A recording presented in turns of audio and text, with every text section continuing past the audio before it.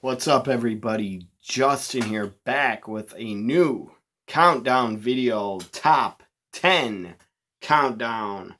My top 10 best wrestling rosters, in my opinion, of all time.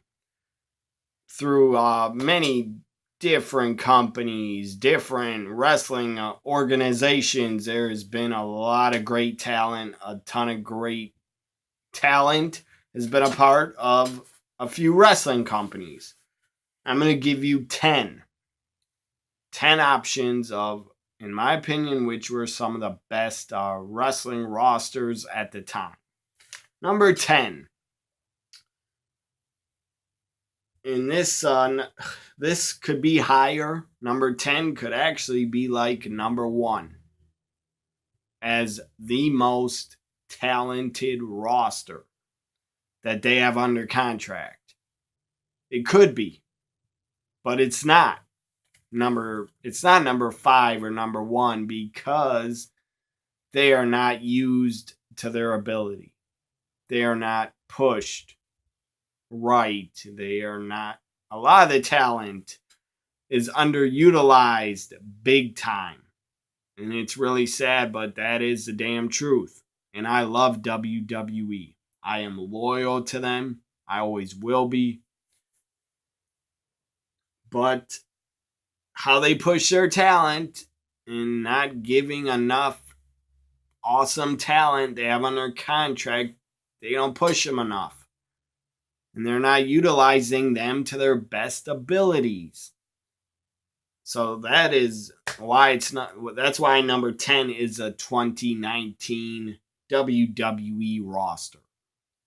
They're not pushed to their abilities. They're not used the right way. A lot of talent is not used the right way.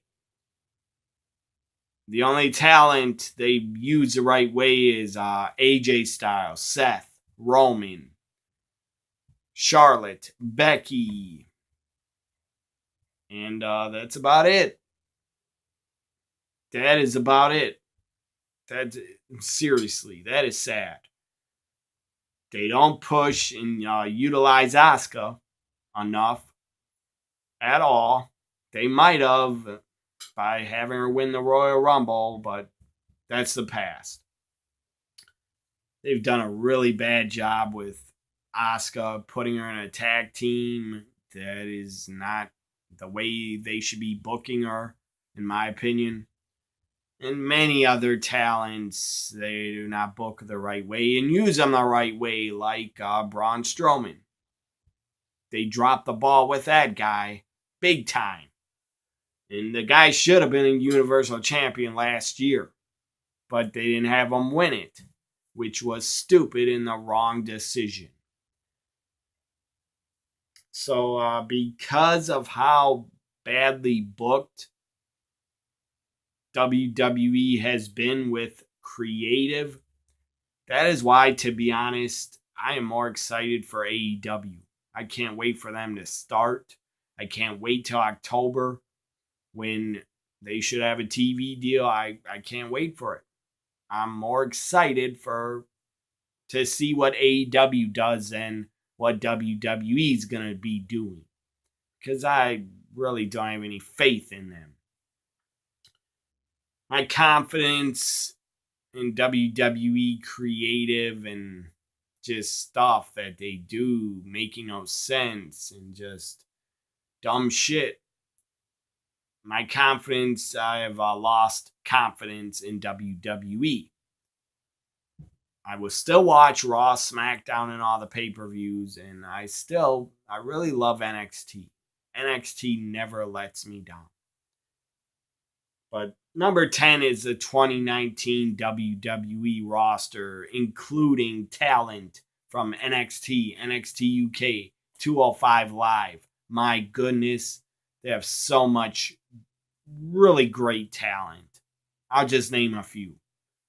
Asuka, Kairi Sane, Tony Nese, Cedric Alexander, Lindsay Dorado, Drew Gulak, Johnny Gargano, Adam Cole, Cesaro, Seth Rollins, AJ Styles, Lars Sullivan, Tony Storm, Rhea Ripley, Killer Kelly, Velveteen Dream. That guy's great. So many. I mean, the Revival. So many great talents that are on the WWE roster. So many. Dakota Kai, even though she's injured, she's great. Io Shirai. Bianca Belair is really good. I can't think of any other guys really to mention. Samoa Joe. I enjoy him. He's really good. Rey Mysterio's really good. So all the talent I mentioned, a part of the roster, I'm a big fan of them. Whoever I mentioned, I'm a fan of. Charlotte, Becky, I said Asuka, Kairi Sane, Lacey Evans. I'm a fan of her. She's really good. Natalia. I can't think of any others. Zelina Vega, Ricochet, Aleister Black. They're all really good. Number 9. Number 9 is the 2001 and 2002 WWF roster. It was stacked. It was loaded. I mean, RVD, Raven, Tommy Dreamer, Mike Awesome, Rhino, and they were still all in their prime. Spike Dudley, Booker T, Diamond Dallas Page. Even though DDP was in his 40s, so what? The guy was still over and good. The Undertaker, Kurt Angle, Jericho, Stone Cold, The Rock, Triple H. So many. X-Pac, Tajiri, Canyon. He was really good. So many just great. The Big Show. Kane. I mean, so many great talents were a part of the WWF in 2001 and 2002. The NWO. Hogan, Hall, and Nash. Ric Flair even was good. When he started wrestling in 2002, he still had it. I'm trying to think of others. Just so many. The WWF roster was loaded in 2001 and 2002. Christian, Edge, Eddie Guerrero, Chris Benoit, Rey Mysterio debuted in 2002. Lance Storm. So many great talents. So many. Too many to remember, to be honest. Hopefully I said everybody that was really good. So that's number 9 is the 2001-2002 WWF roster. Number 8. Number 8 is the WCW roster in 1996, 97, 98. They were loaded. Fucking loaded. What a roster. Now in 97 or 98 especially, and 97, they had too much talent. They signed too many people that they didn't even really barely use. They paid too much money out to too many guys that barely got on Nitro and stuff. But still, 96, they had a great roster. 97, they had a great roster. 98, they had a great roster. 96, you had debuts of Dean Malenko, Rey Mysterio, Psychosis, a lot of the luchadors, a lot of the cruiserweights. Chris Jericho debuted, I believe, in 96. Goldberg, the only homegrown WCW star WCW really ever created, was, they created I guess you could say they created kind of Sting and pushed him big time. But he wasn't out of the power plant. Goldberg was straight out of the WCW power plant. If you don't know what that is, it was a training center like the Performance Center, but it had a midget for a trainer. The Sarge. Sergeant Buddy Lee Parker was, I guess, a head trainer of the power plant. Probably was a tough guy, and he was jacked, but the guy was a jobber. The guy was a mid-carder for his whole career. I don't know why the guy got the job as a head trainer at the power plant. I don't think he was a good trainer. From videos I've seen of him, the guy just abused and yelled at the talent and just bullied them. And when they couldn't do more push-ups, he would just yell at them and say, "Get your ass up, keep going," and he'd grab them by their shirt. This guy was like abusive, in my opinion. Buddy Lee Parker at the power plant was like an abusive trainer. Not as bad as Bill DeMott in NXT and FCW. That guy's really abusive and stupid. Having people get naked and rub their ass in other talents' face is I don't know what. Just for like them to pay their dues, that is not right. That is actually sexual assault. Bill DeMott, you're an idiot. And I don't care if he was a part of WCW. I was never a fan of him.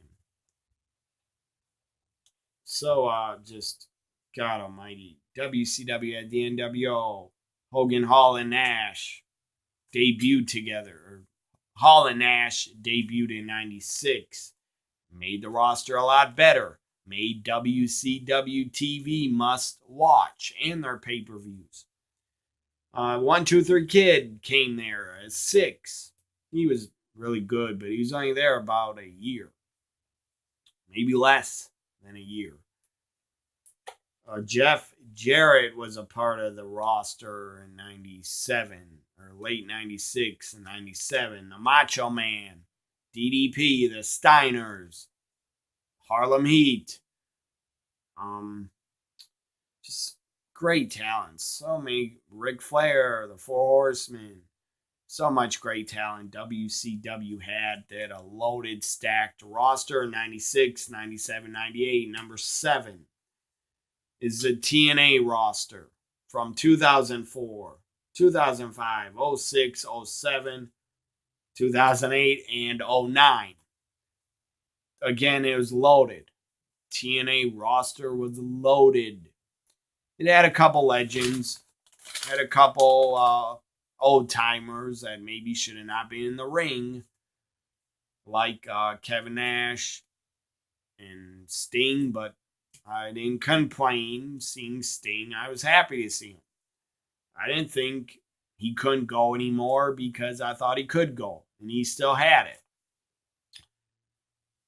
So the TNA roster in 2004, I mean, they got Jeff Hardy, and then he left, but they had him for a little bit. AJ Styles, the X Division, Christopher Daniels, Samoa Joe, Chris Sabin, the Motor City Machine Guns. Booker T came to TNA. Christian came to TNA. Kurt Angle in 2006 came to TNA. Just so, Scott Steiner's there for a pretty long time, and he had okay matches. TNA's roster in 04, 05, 06, 07, 08, 09 was loaded. Absolutely loaded. They had a great talent, really great talent. Number 6 is 1987 in the WWF roster in 1987. You had made their debuts in 87. Rick Rude, One Man Gang. Later on, Bam Bam Bigelow. Paul Orndorff was there in 87. Roddy Piper left after WrestleMania 3, but he was there for 3-4 months.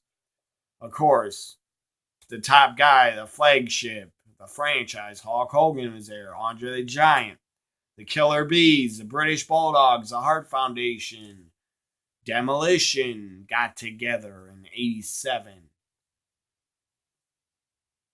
The roster in '87 in the WWF was loaded. It was stacked. It was really good.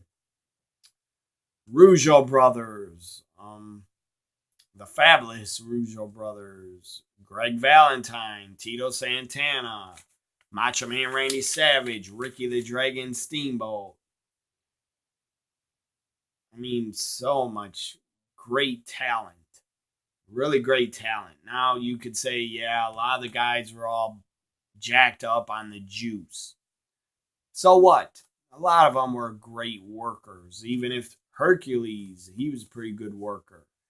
Even though a lot of guys, maybe 80%, 75%, 80, 90% were probably on steroids. But they were all really good at what they did. Hacksaw Jim Duggan debuted in '87. The $1 Million Man, Ted DiBiase, debuted in '87. Just so much, just damn King Kong Bundy was there. So much great talent. Number 6 is the 1987 WWF roster. Number 5 is the 1990 WCW roster.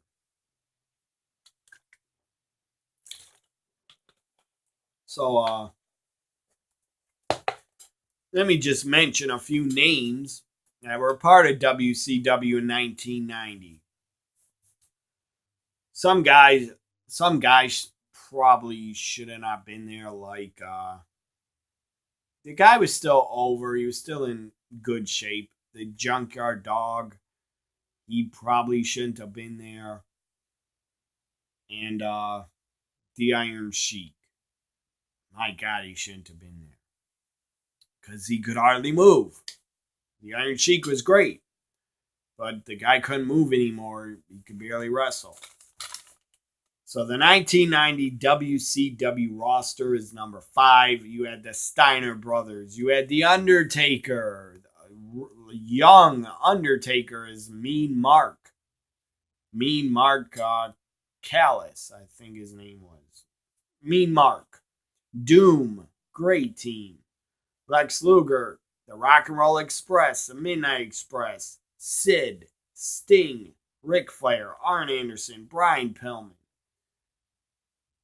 I guess throw in the Z-Man. He was a decent worker. I mean, the Great Muta appeared a little bit in 1990. WCW, in my opinion, had a pretty damn good roster. They even had a young Cactus Jack for a little bit.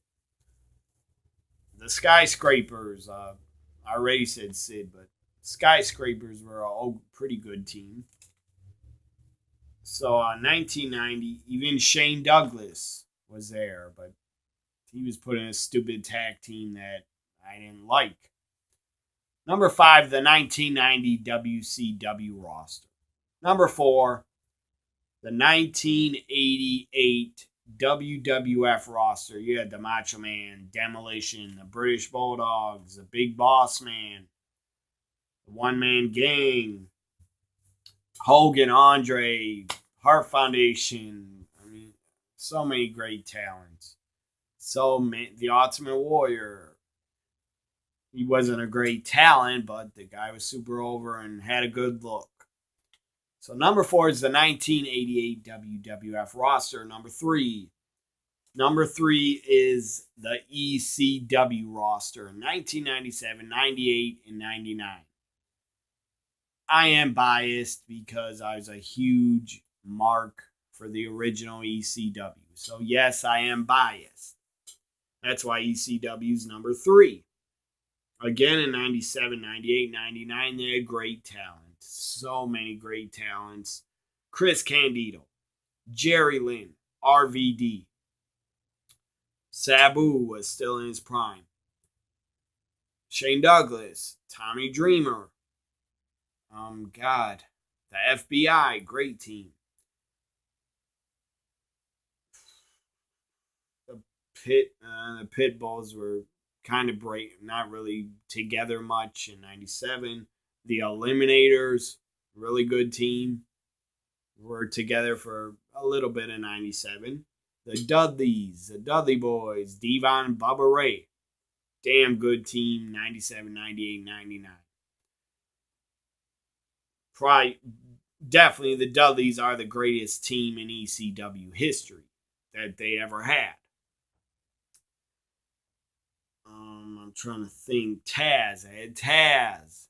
Guy was awesome.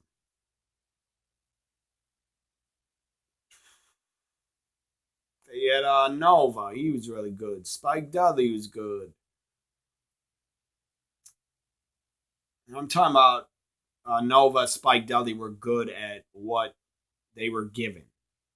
Because every talent in ECW basically was pushed and given a really good opportunity and put in a place to succeed by Paul Heyman. The guy found some talent that probably no other company could have got over. The Blue Mini, that guy was good. He could work. He could do a moonsault. So Paul Heyman, basically, the guy could find any talent and get the best out of them. That's what he was really good at. He was not good at money management. That's for damn sure. Because they went bankrupt and they shouldn't have. ECW is still selling out. Live events and house shows. And live events and house shows are the same damn thing. They were selling out all their pay-per-views. And then they had to go out of business. Which still pisses me off. Shouldn't have happened. Because they still had a big fan base. And yeah, ECW was crossed the line a lot and was a really violent product. A really extreme, hardcore wrestling style. But it was also really great wrestling. Really underrated, great matches. That were not blood and guts. Masato Tanaka, Mike Awesome, those guys were great in 98, 99. Those guys were really good. Had great chemistry. So, yes, ECW was a really violent product, but that's not all they were. They were probably their most violent in 95, 96. 93 is probably when they were the most bloody and violent. And if they wouldn't have been so extreme and violent and crossed the line, well, they probably could have got a bigger fan base and maybe got another network after TNN dumped them. But whatever. Number 3, ECW's roster, 97, 98, 99. They even had 2 Cold Scorpio, came in a lot. He was damn good. Super Crazy, Tajiri, debuted in 99. They were fucking amazing. Even Jazz was like the only woman there that could wrestle guys, and she was damn good. Francine, really a great manager. Francine is underrated. She was one of the best heel managers of all time. One of the best female managers. Also. So number 2. Number 2 is the 1987 roster of the NWA. You had Dr. Death, Steve Williams, the Road Warriors, Sting, the Four Horsemen, the Rock and Roll Express, the Midnight Express, Nikita Koloff, Dusty Rhodes, Ron Garvin, Jimmy Garvin. Just so many great talents were in the NWA in 1987. So many. Even Lex Luger was good at what he did, and the guy was super green and really couldn't work that good. So number 2 is the 1987 roster of the NWA. It was stacked with just legends and Hall of Famers. Number 2. So that was number 2. Number 2 is 1987 NWA roster. Number 1. Number 1. The 1992 WWF roster. It was stacked with Hall of Famers. 92, they had Owen Hart, Kerry Von Erich, Ric Flair, British Bulldog, Davey Boy Smith, Bret Hart, Hulk Hogan for about 4 months. Bret Hart, I already said. Roddy Piper for about 4 months also. Sid Justice, Sid, was in WWF in 92 for about 4 months, and then he's gone. Probably went back to playing softball in the summers. I don't know why the guy left. Probably to play softball, which I don't get, but good for Sid. If he loves softball, good for him. Macho Man Randy Savage, Jake the Snake Roberts, but he wasn't there long because he got fired. The Undertaker, the Legion of Doom, the Road Warriors, Rick Martel, Shawn Michaels, Tito Santana, IRS, Ted DiBiase, they were good talents. The roster in 1992 was the best. That's why it's number 1. The 1992 WWF roster was loaded. It was fucking loaded. With so many Hall of Famers, especially in the 1992 Royal Rumble. The greatest roster of all time was in the Royal Rumble 92. Just watch Rumble 92 back. You had so many legends and Hall of Famers in the Royal Rumble match. Number 1, the 1992 WWF roster. Hope you enjoyed this new countdown of my top 10 best wrestling rosters of all time. Bye for now.